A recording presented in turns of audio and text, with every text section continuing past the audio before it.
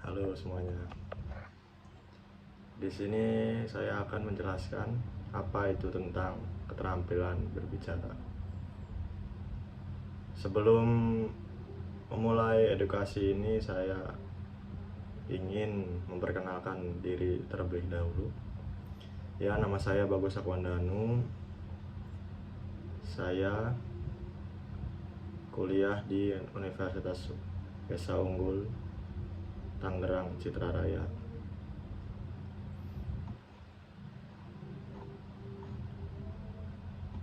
Baik, saya akan menjelaskan apa itu keterampilan berbicara. Keterampilan berbicara dalam pembelajaran bahasa Indonesia itu salah satu keterampilan yang harus dikuasai oleh semua, yaitu keterampilan berbicara. Keterampilan berbicara menempati kedudukan yang paling penting karena merupakan ciri kemampuan komunikasi. Memukakan pendapat bahwa berbicara adalah kemampuan mengucapkan bunyi-bunyi bahasa atau kata-kata untuk mengekspresikan pikiran, dan dianggap sebagai alat yang sangat penting untuk melakukan kontrol sosial. Jadi pada hakikatnya berbicara merupakan ungkapan pikiran dan perasaan seseorang dalam bentuk bunyi-bunyi bahasa, sedangkan keterampilan berbicara adalah keterampilan mengucapkan bunyi-bunyi artikulasi atau mengucapkan kata-kata untuk menceritakan, mengekspresikan, menyatakan, menyampaikan pikiran, gagasan, dan perasaan kepada orang lain dengan kepercayaan diri untuk berbicara secara wajar, jujur, benar, dan bertanggung jawab, serta dapat menghilangkan masalah psikologi seperti rasa malu, rendah hati, berat lidah, dan lain-lain. Tujuan utama dari berbicara adalah untuk berkomunikasi, ya, agar dapat menyampaikan pikiran secara efektif. Nah, di sini saya akan menjelaskan tujuan berbicara itu dibagi menjadi 4, ya. Tujuan yang pertama adalah 1. Informatif. Tujuan informatif merupakan tujuan berbicara yang dipilih pembicara ketika ia bermaksud menyampaikan gagasan atau untuk membangun pengetahuan pendengar. Yang kedua, rekreatif. Tujuan rekreatif merupakan tujuan berbicara untuk memberikan kesan menyenangkan bagi diri pembicara dan pendengar, seperti ya berbentuk lawakan, guyonan, dan candaan. Ketiga, persuasif. Tujuan persuasif merupakan tujuan pembicaraan yang menekankan daya bujuk sebagai kekuatannya. Tujuan berbicara ini banyak digunakan oleh seorang dalam kegiatan kampanye, propaganda, penjualan, dan lain-lain. Yang keempat, argumentatif.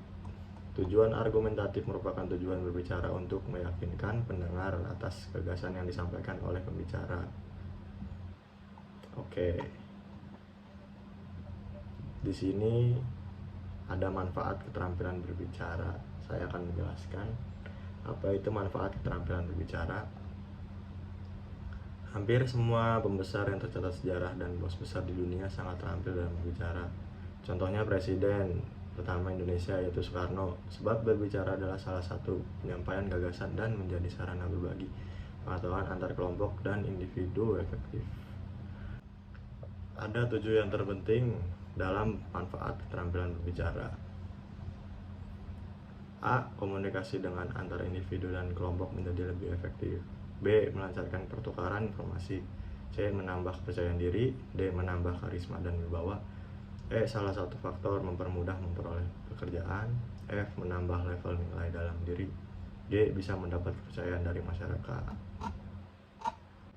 Dan ada pula prinsip-prinsip pembelajaran berbicara.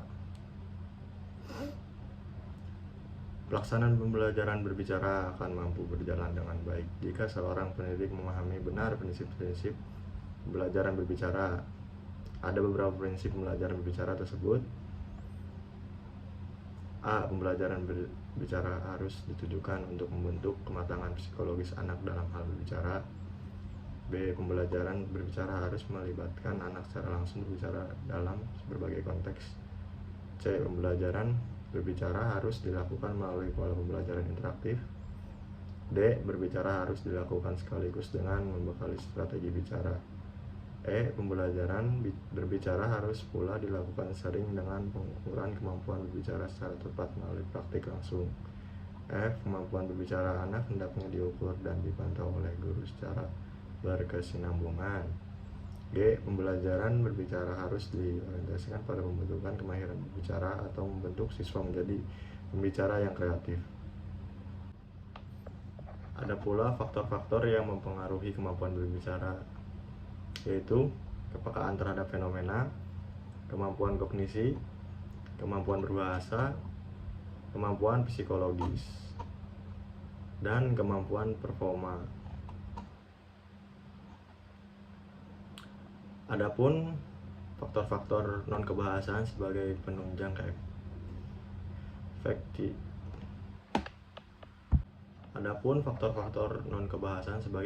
keefektifan berbicara, yaitu sikap yang wajar, tenang, dan tidak kaku.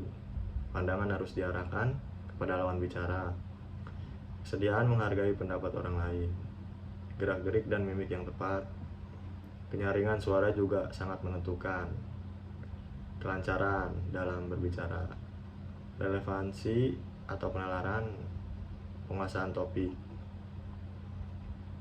Prosedur pembelajaran berbicara. Pembelajaran berbicara yang baik adalah pembelajaran berbicara yang berdasarkan pada proses berbicara itu sendiri.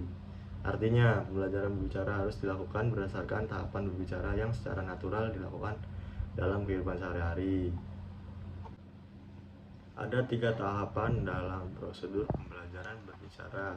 Yang pertama, tahapan perencanaan. Kedua, tahapan pemilihan. Ketiga, tahapan pemroduksian.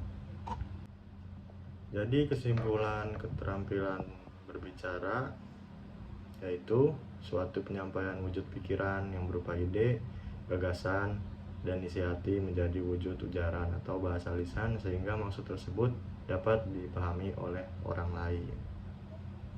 Baik, saya akhiri dalam penjelasan saya. Apabila ada salah-salah kata, tolong dimaafkan. Wassalamualaikum warahmatullahi wabarakatuh.